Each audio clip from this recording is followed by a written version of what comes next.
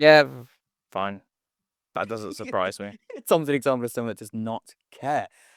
Let's move on. No, I'm not. I'm just saying that's not a surprise.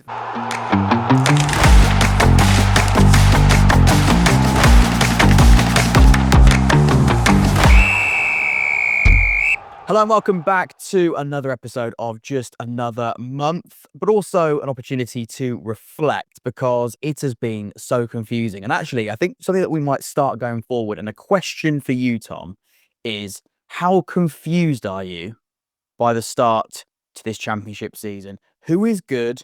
Who isn't good? I just do not know. Neither do I. Can I give you a very good example of how confusing life is in the championship at the moment? Hello, by the way. Um, I'm kind of treating the championship right now as a bit of a lucky escape from the day to day because life is very full on, more full on than it has been previously. Last night was case in point. So the Watford manager, Paolo Pezzolano, best name in the championship as we've established on this podcast before, he takes Nestroy Rankunda off the pitch on minute 35. The Watford fans are booing. They are literally chanting, "You're getting sacked in the morning." They're booing like you wouldn't believe. It'll be able to be heard all around the ground because everyone was. I think Pompey fans are kind of sat there in a little bit of shock, and then Watford fans obviously reacted the way they did.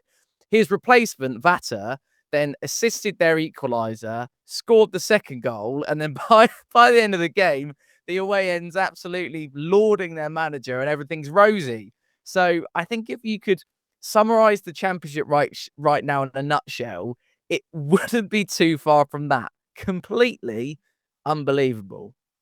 And speaking of unbelievable things, once again, this episode of Just Another Month is brought to you by Wooden Grounds.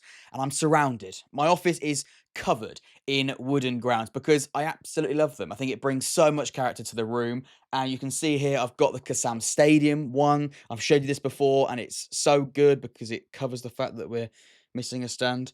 But it's really, really good. Exceptionally done. It's got the location, it's got the postcode, the capacity, the name of the stadium as well, all handmade. Beautiful, beautiful stuff. I've also got the map version as well, and you can get the map version of your stadium in the Championship, in League One, wherever your team currently sits. You'll get your club's stadium, and you can get the map version as well on most of these clubs. You can see here, this is the Kassam Stadium map, and it's definitely the Kassam Stadium because it's missing a stand there. The three-sided fortress is missing a stand, but it's certainly a really, really nice 3D piece of work. And as we are scarily approaching Christmas, I think this would be a brilliant Christmas present. And you can get a discount by going to the website, link in the description, getting to checkout, and using the code JW10 for 10% off all of your orders. You know, the office is covered by them because I think they're amazing. So definitely go and check it out. Anyway, on with the episode.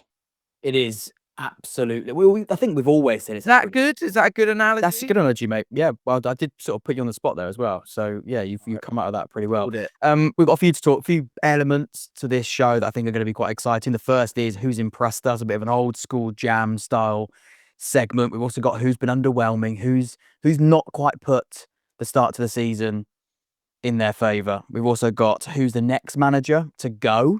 That's going to be quite interesting. And we've also got a little look at the XG table, which some people might turn their nose up at, but I think it's going to be quite interesting because that might help us answer our question of how confused we are, because there's certain teams, I think maybe, are they underperforming, overperforming? Are some teams in a false position? We'll find out a little bit later. I think that's going to be quite interesting. But a team that certainly were not in the impressive section for last month were QPR. And they are this month. They've been really, really good. They were unbeaten in September and for the first game of October against the Mighty Yellows. 2 wins and 2 draws. A phenomenal improvement on the first month. I think we spoke about their 7-1 defeat to Coventry, how humbling that was. They were really, really struggling. And that sort of almost transition period of the new manager coming in felt like there was going to be a few growing pains thereafter. I think a relatively strong transfer window. People were quite happy with that. But a strong win over Wrexham to start the month, an important win against high-flying Stoke City. They'll probably feel that they could have got more points or should have got more points from the game against Sheffield Wednesday and Oxford United in midweek. But 8 points from 4 games, I think is a strong return. And like I said, if we compare that QPR performance this month or the first game of October and September compared to the opening month, I think we've seen vast improvements. But the team that did smash QPR, Coventry, earlier on in the season, we've been very impressed by them. They have been pretty exceptional, Tom. Frank Lampard, he's on fire, isn't he? Yeah, we've spoken a lot about Frank Lampard's Coventry City on this podcast, and I actually remember waxing lyrical about them previous weeks and even last season. I don't think any of us, and particularly me, I remember speaking about it at length, that we weren't particularly surprised by the meteoric rise of Frank Lampard's Coventry City because it was a really good group of players that he inherited, and it was just a really bizarrely poor start to the season, which eventually got Mark Robin sacked in the first place. And he came in, Frank came in. Obviously, there's late playoff heartbreak at Sunderland. It's a squad that needed picking up over the summer, and they've started incredibly well. I think they have some of the league's best players in their division right now. I think, obviously, we spoke about, we're not going to mention too many of the Borough players, but I think it's probably between them and the Coventry players right now, in my opinion, where I think you can go, yeah, you're actually one of the typically top best in this league. Numbers wise, they look really good. Highest XG in the division, most shots on target per 90, most big chances. You don't actually need the stats to paint you the picture for Coventry. I think the eye test is really telling when it comes to what Frank Lampard's doing. The top goal scorers in the league as well, joint highest number of clean sheets. All the numbers paint a very positive image, but also you can see that reflected in the football that they're playing. I think no team will want to go to the CBS Arena right now. No team does want to go to the CBS Arena right now. I think I saw Gab Sutton tweet something like, if Coventry's best players can stay fit and firing, if they can keep a run of form in the team, then there is a genuine opportunity for Coventry City to finish in an automatic promotion spot. I actually wholeheartedly agree with him. I think there's a really, really good chance that this could be the year that finally Coventry City returns to the big time. Yeah, I think it's a really good comment to make as well. I think that I've always said this about Coventry over the last couple of years. Their starting 11 feels the same. I think they've got a very, very consistent 11. There was some talk over the summer about maybe they could have done a bit more in the way of bolstering the squad.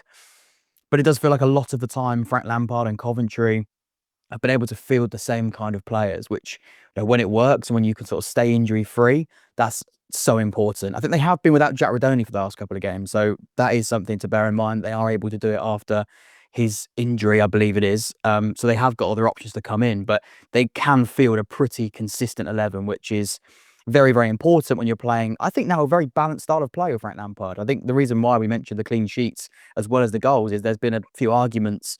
I think Frank Lampard of the Championship, maybe even last season, they can score goals. He's a very attacking coach. He wants his team to play on the front foot. Sometimes can be slightly leaky. To see they've got the highest number of clean sheets and are the top goal scorers, I think that balance is really, really exciting. So Coventry, you're right, are on absolutely cloud nine right now, I imagine.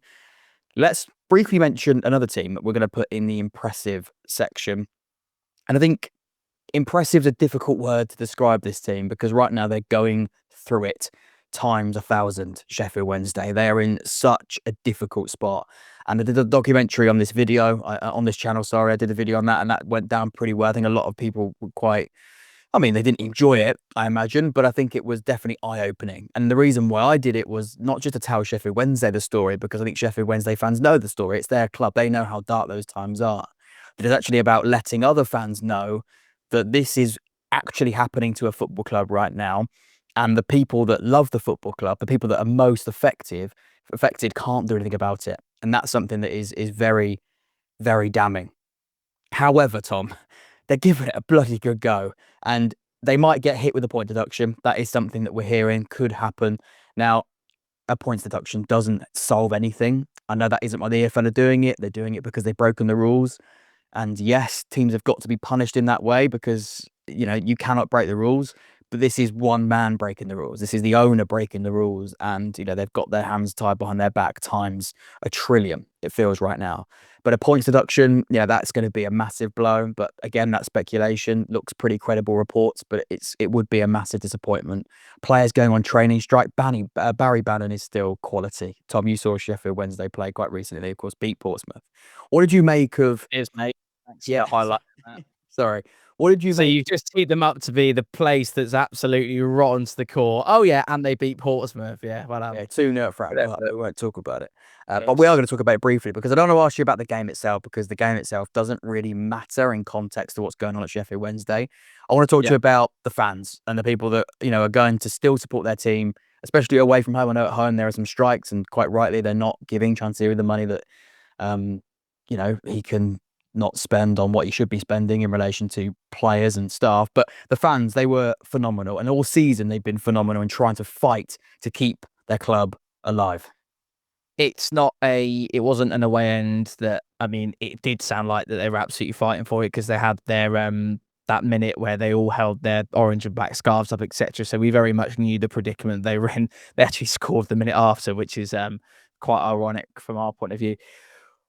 What I would say, the fan base, I think obviously buoyed by winning 2-0 away from home is going to naturally make them sound brilliant, right? And I don't think there'd be many fan bases that would be quiet winning 2-0 away at Fratton Park, and particularly added and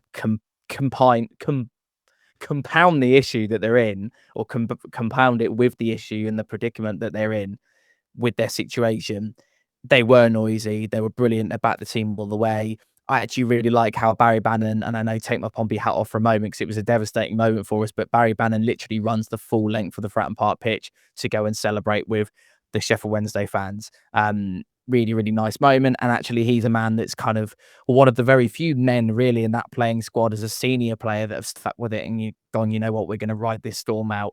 Maybe cynics would argue maybe that's a little bit naive of him, whatever. I think he's probably at a point in his career whereby he can afford to make that decision as a person. Jack, if I turned up to work and didn't get paid on several occasions, I really would be thinking twice about wanting to go in and do my job. So I absolutely don't think that a training strike is either beyond the realms of possibility or something that you can blame anyone for. There'll be people out there that go with their footballers, they're on thousands of pounds a week, they're going to be absolutely fine. The worry is the backroom staff, the people that aren't earning thousands of pounds a week, the people who are earning 25, 30 grand a year to do a job that they absolutely love. That's the real issue. I remember high court days at Pompey whereby we were literally minutes away from non-existence, liquidation, administration, points deductions, the works. I think we deducted 12 points in one hit at one point, which is absolutely awful. It might have been 9 or 12, but it was a substantial amount. We don't know what the number is going to be, or I haven't seen any official meaningful reports. And Jack, correct me if I'm wrong, if we know that there's a figure out there at the moment points wise that we think it's going to be. What I wouldn't, I mean, from our point of view, it would be, we'd maybe have a little bit of a chuckle about it because it happened at Fratton Park, but I wouldn't want to be in a position as a Sheffield Wednesday fan right now whereby you do all that hard work to go away to a place like Fratton Park, get your 3 points and deservingly do it and win the game, for that all to then be undone by a points deduction. That would just be a complete reflection of where they are right now. So yeah, I think the argument and the chat doesn't change really from my point of view. I think is a similar conversation to what we've been having previously. You did an excellent video on it on your channel, so I don't want to revisit that too much. But yeah, awful situation. Doesn't look like it's going to be resolved anytime soon. You just keep fighting on to the end, do absolutely everything you can to save your club. I know you might feel hopeless, but you seriously do. Sometimes I think as a collective we underestimate the power that fans have. So yeah, let's keep fighting for you. We're going to keep fighting for you externally, and I'm sure you do the same internally. Right, Tom, we've got to speak about a bit of negativity. We've got to do a little bit of negative chat. A couple of teams just aren't really firing on all cylinders. Yeah, there's a couple of teams that we need to see a little bit more from. There's one very close to my heart, Jack. I haven't included them. I haven't put them in. I was close, but I think I've looked at it maybe from an expectation point of view. And maybe that isn't something I should do, but I think that's sort of naturally something we sometimes do think about when we're putting this together. And these two teams, I think, went into the season with very, very strong expectations and could still go on and achieve those expectations. But right now, it's been a bit tricky. First team, Birmingham City. Now, Tuesday night will feel like a win when they came and late on equalised against Sheffield Wednesday. A 2-2 draw against Sheffield Wednesday probably wasn't what they were hoping for, but in the context of the game and the game state playing an important role in those celebrations, I can understand it. But one win during September with 2 defeats, 20th for goals per 90. I know we're not heavily stats on this show, but I think that says quite a lot about There was a lot of focus on those attackers being brought in. Right now, things aren't clicking in the final third. 20th for goals, maybe too many options. That could be something that is being thrown around at the moment. Does Chris Davis know exactly what his best team is? Can he fit the Damari Grays in with the Kyoshos and the Stansfields? Those types of players. Can you bring them all together? Is there enough creation? That's also something I'm going to have to question too, as I'm sure Chris Davis and Birmingham City fans are also questioning as well. Some awful defending in September as well. I watched them play against Coventry. That was shambolic at times. That was really, really poor. My mate Cashin, he's having a bad couple of weeks. Disappointing defending against Coventry. Then made another mistake against Sheffield Wednesday on Tuesday as well. So defensively, they're not quite together yet. Another team that signed quite a few players this summer, Tom, Sheffield United. They're now back with the manager that was there before, 3 times before. It's crazy, isn't it? He's an absolute legend. That Chris Wilder is a genuine legend of Sheffield United, and he is the one man that they were going to call upon to come back in and steady the good ship Wilder. I think externally, kind of football fans as a whole kind of looked at that departure or the sacking of Chris Wilder at the time that it did and thought, blimey, he's very, very nearly delivered exactly what that club's been crying out for, and you've gone and sacked him literally minutes away from. And actually, I was at Wembley, so we were there on the day, weren't we? That Sheffield United were by far the better side on the day, and it was only a couple of moments of absolute magic, bit of wind in the Sunderland sails, and off they went. That's not taking anything away from Sunderland, but I thought on the day Sheffield United were the better side. I don't think they deserved to win, but I thought they were the better side. And if you look at the way that those two clubs on that day back in May this year have gone, it's pretty mental. Sunderland look like they have got a really good shout of staying up in the Premier League. Sheffield United right down in the doldrums of where nobody wants to be in the Championship right now. So it's just incredible what football can do for you. He has been sent off for booting a ball in the face of a supporter. Obviously, it's entirely accidental. I don't officially know what the laws of the game state. I don't think there's really any stipulation for when a manager kicks a ball into the face of a supporter, particularly a home supporter as well, one of your own supporters that you boot a ball into the face of. But anyway, clearly that's a red card. 3 defeats from 4 in September. They've lost every game at home, which is absolutely unheard of, by the way. Bramall Lane is literally a zeitgeist Championship fortress. I can't believe what's going on there. Yeah, they are 23 for XG created. It wouldn't surprise me, Jack, if Pompey are 24 for XG created, because we are a particularly fun out for you. Okay. Yeah, I will be down there because we're not a particularly creative team right now, but we're not talking about Pompey. Yeah, I really hope things sort themselves out. Sheffield United, much like Wednesday, and I know people don't like us talking about them in the same breath, but Sheffield is a footballing institution as a city in this country, and I want Sheffield clubs to be doing well. Neither of them are right now. That needs to change. Jack, who is the next manager to go in the Championship? It was a big open-ended question. Last night, at one point, for about 20 minutes, it was looking like Paolo Pezzolano. Yeah, I mean, another team that's disappointed us is Norwich City, and I can tell you Liam Manning is in the top 3 sack race, according to I don't know the name of the betting company, but they're not sponsoring us, so I won't say their name, even if I did know, but I don't know. I've just taken the odds here. Yeah, 3rd, Liam Manning of Norwich City. He's not in a good place right now at Norwich, and there are a couple of fans, I think more than a couple, a fair few fans at Norwich, not convinced by him. Your mate Tom Paolo is 2nd for the sacking race at the moment. Watford, 5-1, second favourite. And interestingly, the Blackburn manager, Ismail, is top. He is most likely to be sacked at the moment, according to the bookies. That's not a particular surprise. I can see Jakirovic on there as well, which is interesting. I think it's maybe a similar situation to Watford, whereby they had such an... You see Ollie McBurney's tweet where we used a couple of expletives to describe the first half performance compared to the second. And I think at half-time, whole City fans will have been wanting Jakirovic's head, and then all of a sudden there's an inspired comeback and they start the second half really well and maybe nearly win the game. Interestingly, the crybaby of Championship managerial standings right now, our friend down the road, again, at half-time in their game during midweek, he would have been probably someone that Southampton fans would have gone, yeah, still out. You know, it's got to be Danny Roll. Why did we hold on for Danny Roll? Why didn't that get sorted in the summer? That is, I can imagine what they would have been thinking. All of a sudden, you get an absolute worldie out of Stewart, and then Will still is best man on the planet again. It does paint that narrative again, Jack, is that football is so trivial. Football fans are so incredibly, what's the word? What's the word I'm looking for?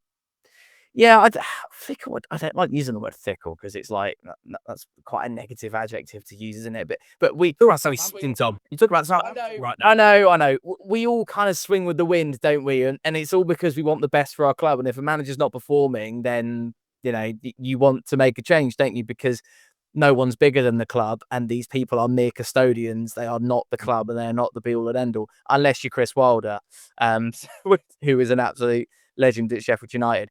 Anyway, what's what my word? There's so much going on. Yeah, here. So we've got the XG, the expected points table, which I'm going to explain in a second. The following I'd on the manager.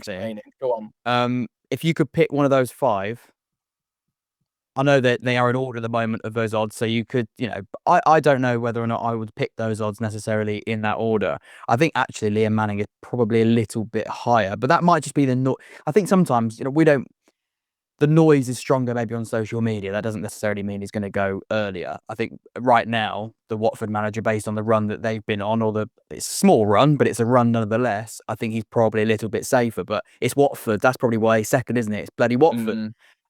So, of course, he is. Like you say, Will still probably is in a very, very different position if he doesn't go and win that game against Sheffield United in the week. So, it's interesting. But I thought that'd be something worth to talk about because... No, very much so. And we're in embryonic stages of the season, aren't we? Exactly. So, I think if we're halfway through, that maybe, put it this way, I'd be very, very surprised if all 5 of those managers are still in the same job come the end of the season, put it that way. Or even maybe come Christmas, who knows?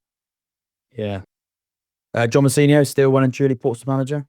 John Mousinho can be Portsmouth manager for the next 100 years, mate, if he wants to be. He that is, right now, that's the safest job in the Championship.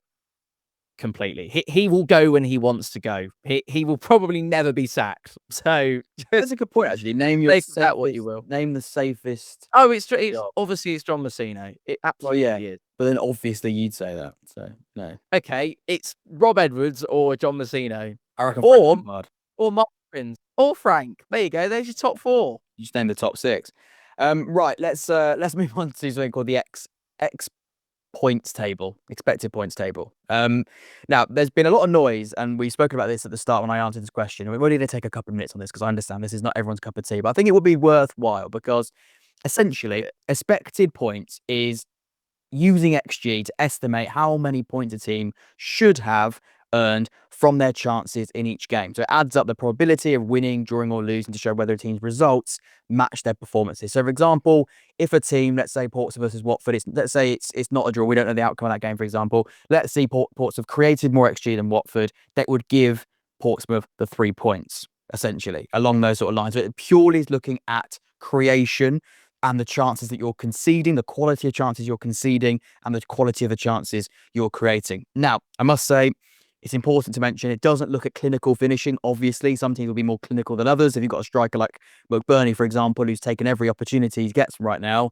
he is a bit of an exception to that. Poor finishing, so obviously you might get a little bit lucky. The opposition might miss some really good chances, and that won't be taken into consideration. It's not perfect, obviously. Doesn't capture everything like a worldie, for example. Individual brilliance is something you can't really look at. Defensive errors, game state effects, all those types of things. But ultimately, across the season, apparently, it does sort of relatively work out around the same. I think this would be quite interesting. Tom, before we start, do you want me to tell you where you are on the expected points table? Or do you have a little guess? No, enlighten me. We won't be very high. Our expected points will be quite low because there's been a lot of poor finishing and there's been... I don't know if we can make an argument for long-term trends yet. Can we 8 games in or 9 games in by the time you see this? Maybe lower to end of mid-table, probably. Apparently, you're meant to be 3 places higher, according to the expected points. So it should say you're around 14th. Yeah, fine. That doesn't surprise me. Tom's an example of someone that does not care. Let's move on. No, I'm not. I'm just saying that's not a surprise. No, I don't think it is. Probably about right. Let's talk about the biggest underperformers, the teams that are currently lower in the actual table, but apparently the expected points table are saying should be higher. Apparently Blackburn should have 6 more points according to expected points. So they're creating a fair bit, but obviously in the game state, they must be shocking at defending, potentially losing out on some sort of pieces of opposition brilliance. You'd like to bear that in mind. To bits and pieces like that. So that's something that's quite interesting. Blackburn, of course, are 22nd in the league. Apparently that is a false position. They should apparently be a bit higher than that, which is interesting, really. Question. Yeah.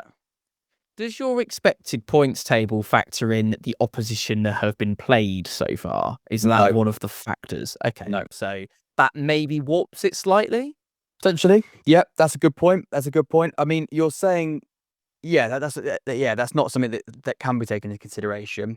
But I guess if you're, for another example of this is a little bit all around, but hopefully that people do find some interest in this. For example, Oxford. Massively interested, as you already know. Apparently Oxford, I don't know who's calculated this, but apparently Oxford have had one of the hardest starts to the season based on opposition. I don't know how you can subjectively understand how that's the case. I mean, Birmingham, Leicester... No, we've spoken about this though, haven't we? We feel like, or you certainly feel like, and having spoken to me about it, that you have had a really tough start. We have, but I don't know how you... Yeah, it's hard to determine that though, isn't it? Because, for example, Birmingham is a hard game. However, Birmingham... Since then, you look back on and you go, maybe we shouldn't look. You're still going to go to St Andrews and have a very difficult encounter. But yeah, we played Birmingham, Coventry, Leicester, Bristol City, Sheffield United, QPR look decent. It's been a tough start to the season. Of course, Portsmouth and Hull and the first 2 games as well. Apparently, we should have 4 more points according to our expected points. So we've missed an opportunity there. We're currently underperforming. Southampton and Ipswich apparently should be much higher. Ipswich have created a lot of chances. They should have 4 more points. Southampton as well apparently should have 4 more points. So that's interesting. Ipswich were excellent when I saw them. And that makes sense then, Tom. Then no, I genuinely think there will be they're autos material for me, Jack. Seriously, I think there will be very few. If you finish above Ipswich this season, I think you'll be in the Premier League definitely, because they were really good. I mean, the reason I raise it as a point in terms of like your I am still on the right. That's good. The only reason why I raise it as a point is, look at our next 4 games, and I don't want to bring this back to us. We've got to play the top 3 teams. We've got Middlesbrough, Coventry, Stoke City to come, and we don't actually play Bristol City particularly later on in that run. And then Leicester, I believe, is one of our, I think it will be, our next away game. So all of a sudden, that expected points in 4 weeks' time, I don't think will be whatever you said. 3 points should be 3 places higher according to expected points. So I would actually quite like to come back and revisit this once we've had a little bit more sort of, once the championship mood music has played out slightly more. Did you want to make points about biggest overperformers as well? Yeah, I would say with your places thing. So it's saying here you've got 13. What are we points wise? You've got 13 points in real life. They're saying you should have in real life. I don't know how many they're saying you should have. They've got you 14th in the table, but I think your points tally is interestingly lower. It should be lower than where it is, but obviously, so in comparison to when they've calculated everyone's expected points, you've got upper place. Yeah, sure. But your points should be lower, which is interesting. Anyway, biggest overperformers. So teams that actually are doing well or doing better than their expected points are suggesting. Middlesbrough, apparently. Of course, Middlesbrough, I believe, is still top of the league. I think they are, aren't they? By 2 points. They have found themselves 6 extra points. So expected points have got them 6 points down. So they've got them in 11th, which is interesting. And the draw riding high though, things fall for you when you're on a good run, that kind of thing. I suppose you've got to factor that in. Yeah, and Middlesbrough fans might be they're probably not buzzing about that. And some people might just think this is total rubbish. But if you actually look at the chart, Middlesbrough haven't created lots of chances this season. I would say that if there's any flaw to their game, they're not creating loads. For example, you compare them to Coventry. Coventry are creating loads, scoring goals. Middlesbrough, I think, I'm not going to say Middlesbrough are getting lucky by no means. I think they've actually got a very distinctive style of play that's very different to Coventry's. But they've been pretty decent. But apparently not as good according to that. But wait and see. Leicester, Preston, and Derby are also apparently overperforming as well. That's quite interesting. But anyway, thank you so much for listening. Thank you so much for watching. We'll see you very soon. And Tom, I've got to say a quick bye because we're running on a tight schedule right now. But I think we had a good conversation on Zoom and in real life. Yeah, everywhere. It's been great. Lots of love as always, Wardy. And we'll see you all very, very soon. Take care. It's not been just another month. It's been a pretty active month. See you soon.